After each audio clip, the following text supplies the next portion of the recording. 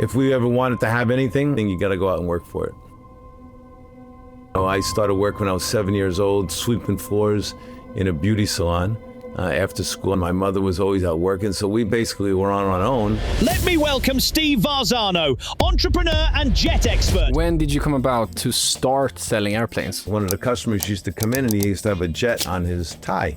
Now, well, how come you have a jet there? And he said, I sold jets. Eventually, I convinced him to introduce me to his boss. That's how I sort of got into the first step of getting a job to sell planes. What was your relationship with the school during this period? When a graduation came, I graduated in the bottom 10% of my class. Can you describe your very first jet sale? So we get on the plane, we signed all the documents. I had my fancy suit on. I thought, wow, this is the life. And they said, Steve, listen, we need to have a conversation with you about something. And they said, yeah, well, we need to get a commission to help you get this deal done. Are you crazy? I said, the deal's done. And he reaches into his jacket pocket and he pulled out, scared shitless. I was so scared. And we walk into the terminal to call my office. As I'm calling, the lady behind the counter, she said to the guy, excuse me, I need your credit card for the gas for the jet. As soon as he did that, I dropped the phone, I ran out the other door.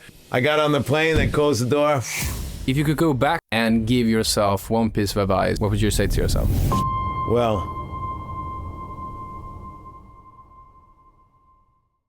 what do I need to know about you, Steve, to understand how you became the person who's sitting in front of me today? I started out really as with a mother with no father, and she basically worked 2 jobs her whole life, bringing up 4 kids. And if we ever wanted to have anything, we either had to go work for it or steal it. So basically, I started work when I was 7 years old, sweeping floors in a beauty salon after school on Friday and all day Saturday. And I don't know, from a very young age, I had a little bit of cash in my pocket to go and buy little things, stupid things, but I always had the ability to go and buy a toy or something like that. So I've always worked my whole life, and I just have come to realize that you really can't ever count on anybody giving anything to you, and that's one of my biggest mindsets. Is if you want anything, you got to go out and work for it. What was your relationship with your mom? I was very close. I mean, I respected her so much because she worked so hard to support 4 kids. And they got divorced when I was 5 years old. So, I never really had a mentor as a father. And my mother was always out working. So we basically were on our own.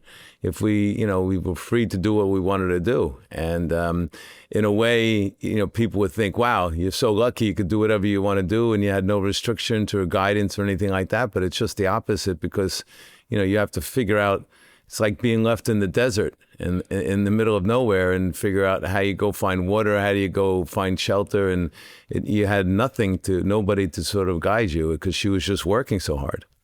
Did you feel lost during that period? It's hard to go back and think about how I felt at that time because, I was just a little kid. But I don't look at it that way. I looked at it as, just being street smart and learning how to survive, out there in the jungle because not literally the jungle, but, literally to survive and figure out how to get through life on your own. What was your relationship with the school during this period? Well, at the beginning, it was fine because I used to go to school all the time. But as I started going through my high school in America, which is really from 9th to 12th grade, so you're probably pretty much between 13 and 17 or 14 and 18. And then I was working more and more. So I was working in a restaurant as a waiter, a dishwasher, then eventually to a cook, a chef. And I was working so much that I actually, toward the end of my years in those years in school, I wasn't going to a lot of my classes because I was working, and I would just go to the classes I liked. So when a graduation came, I graduated in the bottom 10% of my class because I never really went to what they call the homeroom where you go and you sign in. And so everybody thought I was always absent, but I would just go to the classes that I wanted to go to. So I really wasn't driven so much in school because it just seemed boring to me. What did your mom think about that? Well, it's funny because she just really thought everybody had to go and do what they had to do to get through life. So she knew I was working. She knew I was trying to make some money, and she didn't really see at the time, the importance of being in school every day, working, going to university, things like that. You then, if we move a bit forward, bought something called a Benson gyrocopter as a teenager.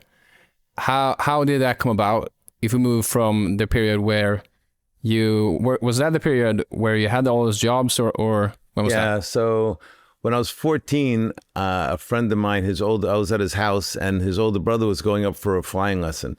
And he asked me if we wanted to come for a ride, because it's a little 4-seater airplane, and he had 2 seats in the back. And he said, "You want to come up for a ride?" And I just couldn't even imagine what it was like to be in an airplane. So I said, "Of course." And we went up in this small little plane, and I just fell in love with it. It was just, wow, you're up there so free. You're flying over the city, and it was just an amazing, amazing feeling. And at that moment, this light bulb just went off my head. Well, I want to be a pilot. I want to fly. I want to be in aviation. So it was something that just, struck me at that moment. And I went back and I started, I was working already as a waiter, a dishwasher, and things like that. And so I would work 2, 3, 4 weeks to go, rent an airplane with an instructor when I was 14 years old. So when I got to be around 16, I saw this gyrocopter, and I think it was a magazine called Popular Mechanics, I think it was. And it was such a cool thing, but it was just a metal frame with a pole in the back and a big rotor on the top, and it had a lawnmower engine in the back, and it would push you forward. And I thought it was so cool, and I bought it, and it wasn't completely finished, so I had to build it in my backyard in New Jersey, where I lived.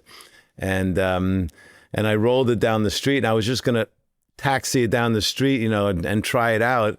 And then I got a little bit more gutsy, and I pulled back the lever, and I started flying with this thing. Of course, I was already learning how to fly an airplane, so I had some idea what I was doing. And I got up in the air, but it's literally like flying in a lawn chair. I mean, it was just nothing, and I scared the hell out of myself. I landed on the front yard of the school, and I said, wow, I almost killed myself. And I pushed it back up to my house, and I actually sold it. I traded it for a car, and that was literally my first airplane sale. When did you come about to start selling airplanes? How did that happen?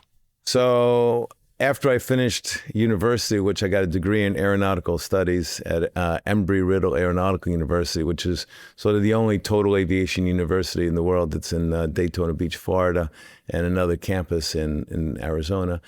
I graduated from there. I became a lobbyist on Capitol Hill in Washington, D.C., representing the airplane manufacturers.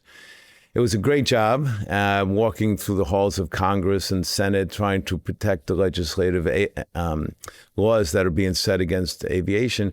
But the money was really terrible. It was a great job, but it wasn't paying a lot of money. So I got a job at night in a nightclub that my roommate owned at the time. And during that time I was in the nightclub, one of the customers used to come in, and he used to have a jet on his tie pin. And I went, "How come you have a jet there?" And he said, "I sold jets." I said, "What do you mean you sell jets? That's crazy." He said, "Yeah, I sell jets." And in those days, they used to have paychecks. And then now today, they don't have them. And he used to come in every once in a while, and he would show me the commission check he made on selling a plane. And after a few months, he showed me some of these commission checks. And I said, "Wow, where do you work? I want to come and get a job there." No, we're not hiring anybody. And eventually, I convinced him to introduce me to his boss. And that's how I sort of got into the first step of getting a job to sell planes. Didn't you work there for free at first? Yeah, because the guy said, "Why would I hire you? You have no experience in sales." And I said, "Well, I know everything about aviation. I'm working on Capitol Hill, representing the industry. I'm young. I'm hungry. I'm passionate about this space." And he said, "Yeah, but you don't have any history of selling anything." So I said, "Listen, I'll tell you what. I'll work for you for free. You don't have to pay me anything. And when I sell an airplane, you can pay me. So you have nothing to lose." So he agreed to do that. And of course, in those days, that was unheard of. Yeah. And I got the job for free. And so I quit my job as a lobbyist, and then I got a job as a waiter at night in a restaurant so that I could actually have rent to pay for my apartment. So it took me 9 months to sell my first airplane, and it was very, very discouraging. I was going to give up so many times because I didn't think it was for me. It was so difficult. People wouldn't talk to you. They wouldn't call you back. I didn't know what I was talking about. You didn't really get a chance to see people face to face in those days. Everything was on a telephone, and they had telex machines. You probably don't even know what a telex machine is, but it was even before regular rotary phones, before fax machines. It was a long time ago, and it was just a very difficult period. But in my head, I said, okay, I can't give up until I sell at least one airplane. I am not going to be a loser. No matter how long this takes, I'm going to stick it out. I'm going to push. I have to sell one airplane, and then I can quit. At least I could say I sold an airplane. And finally, after 9 months, I sold one airplane. I saw that in a previous podcast, you talked about that period and talked about the attitude of being humble. How did that period humble you? Well, it's pretty easy because at 4 o'clock in the afternoon, I'm sitting on the telephone trying to sell somebody a jet for $2, $3, $4 million, which today is like $50 million. And 2 hours later, somebody's yelling at me because I didn't refill his coffee cup because I was a waiter at night. So, it was a very humbling experience because I realized, listen, this is your job. You are selling airplanes. You're not the buyer. You are not the rich guy. You're serving this community of people who need airplanes, the big corporations and the wealthy people. And at nighttime, I was, serving food and running back and forth, getting yelled at for not filling coffee. It was, a slap in your face, like saying, hey, this is not your life up here in the jet world. You're really, and down here with everybody else. And there was nothing wrong with that, but it gave me the humbleness to realize that don't act like somebody that you're working around. You're just servicing that client base. Do you think that's important to get that perspective? There's no question about it. There really is no question about it, because one of the most terrible traits of a human being is arrogance. I mean, there's ego, there's greed, but arrogance is really a terrible trait. Nobody likes an arrogant person.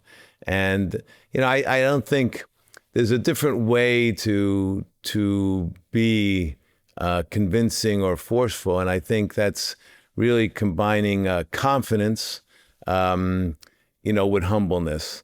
And it's not arrogant. I mean, you can be confident when you're talking something, but arrogant is rude. It's usually for people that don't deserve, shouldn't be arrogant, but they are arrogant, which makes it even doubly bad to have to deal with people that way. Can you describe your very first jet sale, if you take us through the full context? Yeah, it was a mind-boggling experience. So in America, there's basically 6 states in the United States where you have to close a deal for tax purposes. So this one case, we were in North Carolina. So we were meeting the client there with the jet. The jet was $3,100,000. Which again, like today, is $50 million airplane. And I was 24 years old, and I thought, like, wow, I never even been on a private jet at that time, and we're meeting the 2 representatives of a South American buyer, and they came to meet me in North Carolina, where we signed all the documentation. They accepted the plane. We were going to fly the plane to Miami, where the money was going to be transferred while we were flying. And once we got to Miami, the deal was going to be confirmed closed. And they were taking the airplane back to South America, and I was going to get on an airline and fly back to Washington, D.C., where I was working. So we get on the plane, we sign all the documents, we're flying to Miami, and the 2 guys are sitting across from me, and I'm talking, 1 meter, not even 1 meter away. I mean, it's a small little jet, like being in the back of a Viano or a small little van. And they said, Steve, listen, we need to have a conversation with you about something. And I'm sure, what do you want to talk about? I was feeling like, the coolest guy in the Yeah, world. I'm you selling do a very $3 first million sale, yeah. plane. I had my fancy suit on. I'm drinking a scotch. I thought, wow, this is the life. And they said to me, listen, we need to talk to you about our fee. I said, what do you mean your fee? And they said, yeah, well, we need to get a commission to help you get this deal done.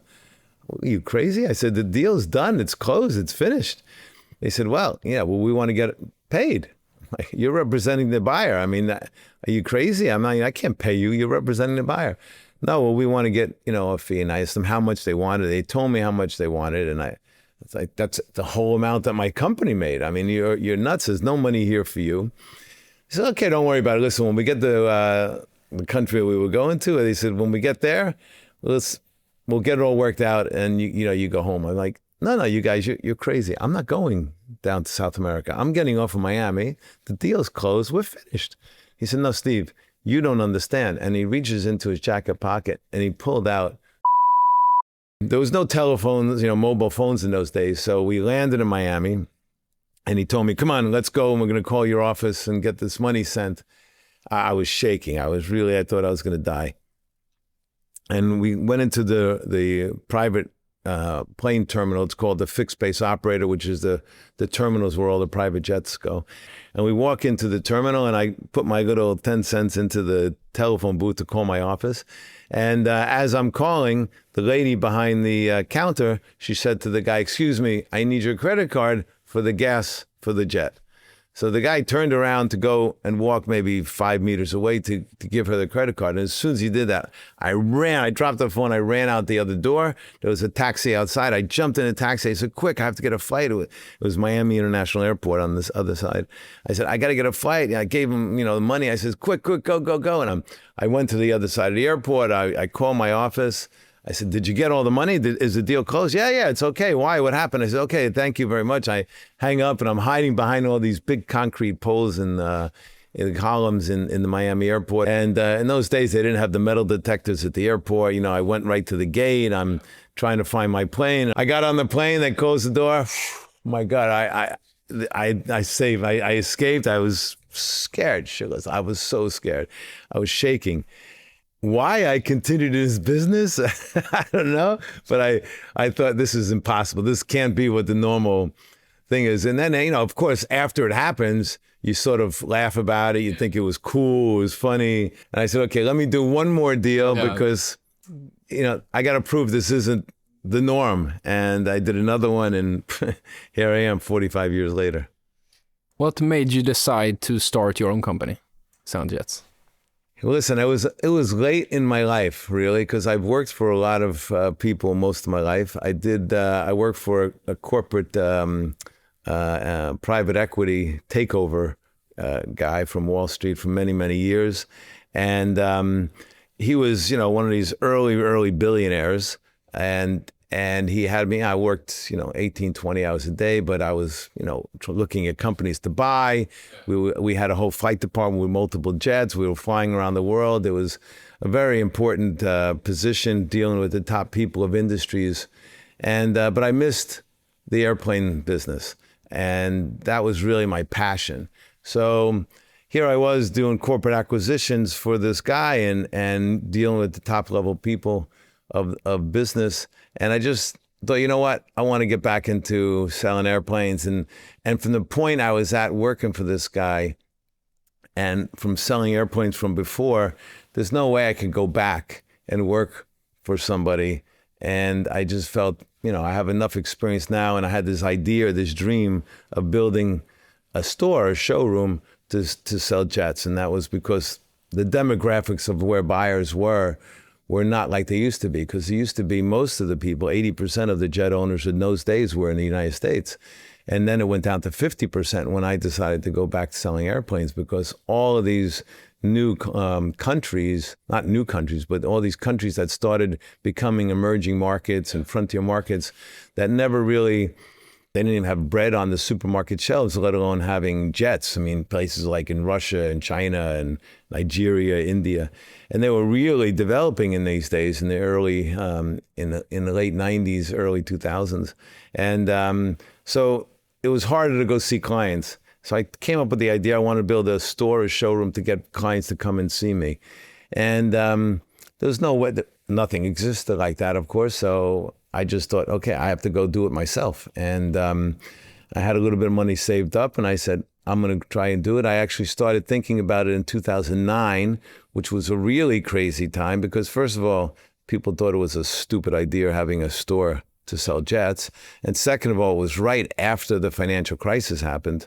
And everybody was thinking, nobody's going to ever buy a corporate jet again because the industry's dead. The businesses are really fell down. It was late 2008 when the financial crisis happened. So it was a stupid time in most people's eyes to do it. But, at the time I'm in my 50s and I said, when is the best time? I mean, I can't. What am I going to wait for until I'm in my 60s? 70s, so it's like Nike says, just do it. Why, if you're going to start, if you say, I want to be on a diet, I'm going to start next week. Well, if you're going to be on a diet, start now. What do you start next week? I don't understand that. So I wanted to build this showroom and I said, screw it. I'm going to do it. I don't care what anybody says to me. If I lose, I go out of business, fine. People don't understand that failure is not really the opposite of success. Failure is really a part of success. It's how you get to success. And you're going to have a lot of failures in your life. And you have to just brush yourself up, get up and try it again.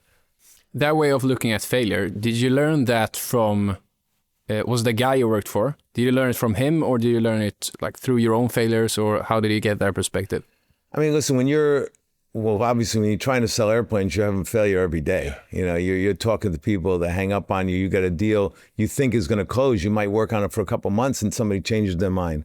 When I was working in Washington, D.C. in Capitol Hill, you're trying to get a legislation passed and somebody just cuts it from underneath you and you lose. So it was, you learn how to have a thicker skin when people, punch you or shoot you or stab you. You sort of just have to brush it off and you just have to get on with life.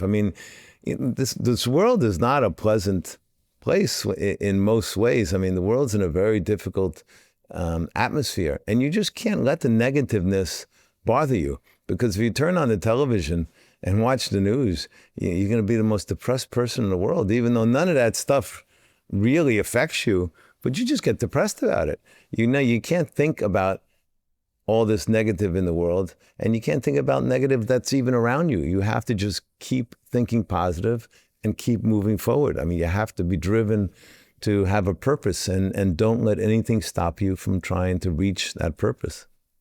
I listened to another podcast where you discussed a specific scenario where you leased a plane or someone wanted you to lease a plane to them and said it was for lobsters and wanted to pay in full cash. Can you take us back to that scenario and give us like the full context of what happened, what was going to do? Well, in the old days, today you can't get away with this because, you can't have a lot of cash around today. It doesn't work. But this is going back a long time ago. Must be 30 years ago. And maybe even more, 35 years ago.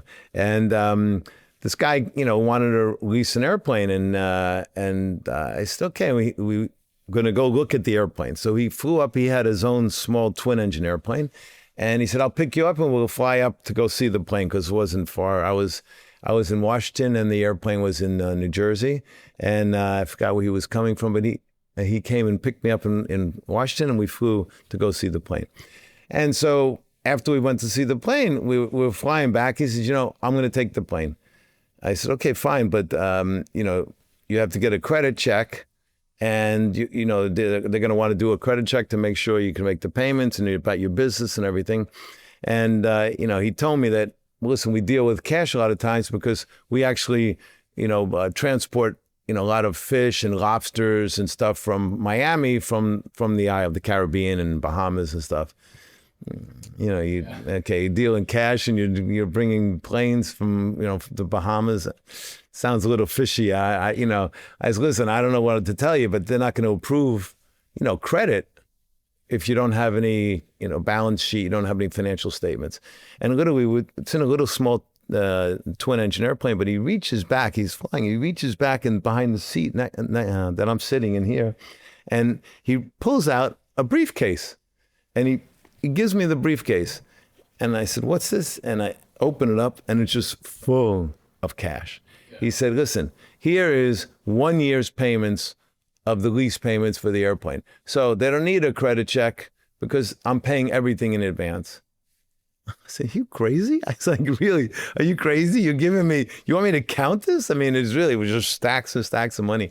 I said, I can't take this. I said, and by the way, no way I'm going to walk out of this plane with this briefcase. Yeah. And what am I going to do? Go take a taxi to the airport with all this cash and fly back? Are you nuts? I said, I'm not going to do this. Anyway, I convinced him he had to wire transfer the money. Eventually, he did wire transfer the money. We did get the lease done. And 4 months later, they found the airplane crashed in the Amazon of Brazil. Jesus. So it was, but listen, the owner, had his money paid up front for the year. The insurance paid for the airplane. And anyway, that was the end of that story. We've in the old days, we used to deal with a lot of crazy situations. It's not like that today. What is one of the most expensive planes you sold? A Boeing business jet. Do you remember that story, how that went down? Listen, it was in two parts because the airplane we sold was actually what they call green airplane. So meaning it comes out from the factory.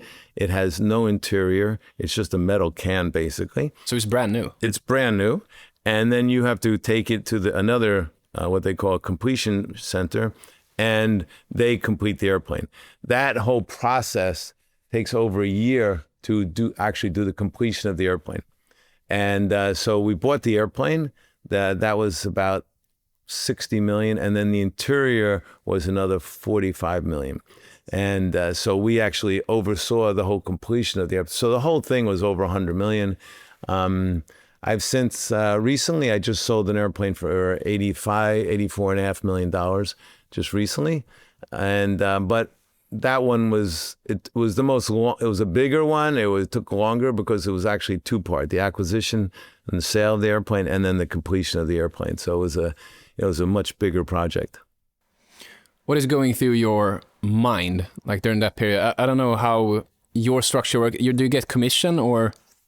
Yeah, we get paid a commission for the sale of the airplane. Then we got paid another fee for overseeing the completion of the airplane, because it was actually, we don't normally do that, but for a project like that, of course we're going to do it because it was a completed deal, was buying it and completing it for them. What drives you during periods like that? Is it the money, or is it the delivery? What is the interesting part for you? That's an interesting question, because in the early days of this was money. I needed to make money to live, but after a while, it's really it's the game, it's the challenge, dealing with the people I deal with, and really how much I'm going to make on a deal is not my number one or number two or even number three thing that comes to my mind when I'm actually talking to a client. I'm trying to understand who they are, what their needs are. Do we have the other side of the puzzle to put it together? Every deal is a challenge, and they're very cross-border. Most of our deals are international in nature. And the more I'm in this industry, the more interesting people I get to deal with. And I learn so much from them. And I try to sort of challenge them, ask them questions about their business, about their industry, about what they think about geopolitical situation, the financial, global situation. Because I'm always trying to learn and develop my own brain as far as challenge myself as I get older, and I'm getting older and older very quick. You want to keep your brain active, because if not, you just, you sort of whittle away. So that's really at the beginning, that's sort of my challenge. How do I win this person over? How do I get them to come into my camp? It's a game. It's really a game. And then of course it's okay. How much are we going to make on the deal? How do we stretch the fee we're going to make? Because obviously we're not here for charity reasons. We're, a capitalist business, but it's really not the number one thing I'm thinking about when I'm doing a transaction now. You mentioned getting older. How do you look at one day, if you're potentially thinking about it, how do you look at retirement? Is that something you're looking to get into, or? Never. And Why? it's interesting because I just came back from there's a gentleman named Peter Diamantis, who's he has a longevity conference, and what's going on in the world of longevity and anti-aging is incredible, really incredible. And so when I realized in my head that I can really extend my life for a lot more years and be healthy for a lot more years, there is the word retirement doesn't even come into my brain, because I plan on, unless I, God forbid, get hit by a car or crash on a plane, I am planning on living a long time, and I'm having too much fun in my life, man. I don't want to retire. If you could go back to your younger self when you were working several jobs, like washing dishes, and give yourself one piece of advice with all the knowledge you have now, what would you say to yourself? Well, whenever you think that, well, I'm not ready to do this yet, and I'm not, I don't have enough money yet to start my own business. I need to learn more about this industry. Bullshit. Okay. I mean, really, just pull the trigger. Pull the trigger. When you have an idea that you think so confident about, I mean, listen, there's really a few steps in it. The first thing, you have to have a curiosity mindset. If you are always thinking of ideas or things you want to do or what's going on in the world, you have to be curious. If you're not curious about anything, you're probably a pretty boring person. The next thing is you have to be passionate. You have to be passionate about something. Like me, like I said, I got up in my airplane. I was like, wow, this is incredible. I became immediately in my head passionate about airplanes, aviation. And then really having a purpose. Why? Okay, I want to be successful. I want to make money. I want to do these things in my life. I want to get out of this local little town. So really, if you have a curious mind and you're passionate, and then you have a purpose, wow. I mean, I wish I knew all that, and I knew to pull a trigger earlier in my life. I didn't start my own company until very, very late in my life. I don't regret anything I ever did, but I really think if I was really going to start early in life, yeah, I would have taken a chance on doing something on my own much, much earlier. And today, it's so much easier to do things on your own. I mean, you don't need to have any money. You get on the internet today, you can start a company, you can start buying products and selling products, and you don't even have to leave your bedroom, which is a whole nother story, because you should. You need to be a social person. That's a whole nother side. But it's so much easier today to really do something on your own. Did you have, I'm thinking of during that period when we were young, did you have any mentors, since you didn't have a father figure in the picture? Or? Yeah, I mean, well, until I really graduated university, no. I didn't have any mentor. Of course, I would read books about people, but I never really had any mentor. Once I got onto my first job as a lobbyist in Washington, D.C., yeah, I worked for the guy who was running the organization. He was an unbelievable guy, Ed Stimpson, and so I learned a lot from him and the people, the executives that were around me. When I worked for this other guy who did corporate takeovers, he worked my ass off. He, killed me. But my God, I learned so much from him, and that was sort of my mentor in business and working harder. So, when people think that people are being tough on them, I don't think they're being so tough on you. Think that they're educating you, and look at it as a positive thing, because unfortunately today, the world has gone a little too soft, and I don't want to get into a political conversation about being woke or not woke, but people got to be tough to get out there and survive on their own today. And you need to be slapped around. You need to have failures. You need to be told no. It makes you a tougher person later to deal with the realities of life. Do you think you'd be here if you didn't meet those people and get in those rooms? Well, it's hard to say. I mean, I would love to say, yeah, something else would have happened. And, again, this word sliding doors or the butterfly effect, whatever they want to call it, everything happens at the flick of a finger. I mean, your whole life could change in a half a second. What you're going to do tomorrow, what you're going to do in an hour from now. Just like that ride for you in the plane. Yeah, just like I got in that airplane. That changed my whole life, So, I got the job as a lobbyist. I was was in the nightclub. I met a guy who sold jets.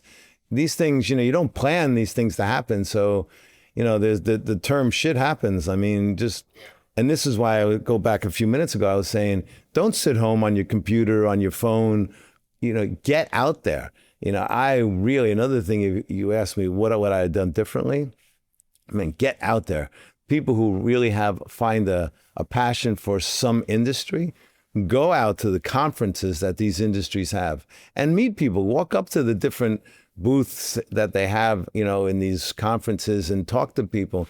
That's how things happen. It's not going to happen by sitting in your house and surfing the net and, looking on your phone, going out with your friends, partying all the time. If you really want to succeed in life, you got to get out there and knock on doors. And it's so easy today. There's conferences on every different subject or sector in the world.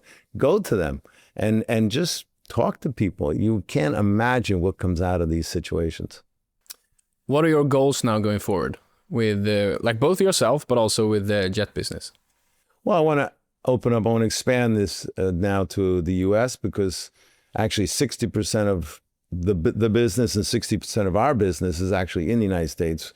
So I should have a showroom in the U.S. So I'm working on that now. And then going another bigger picture from there is to actually maybe rebrand into a much more global distribution network. I don't want to get any further than saying that, but it's have an idea of what to take it to the next level.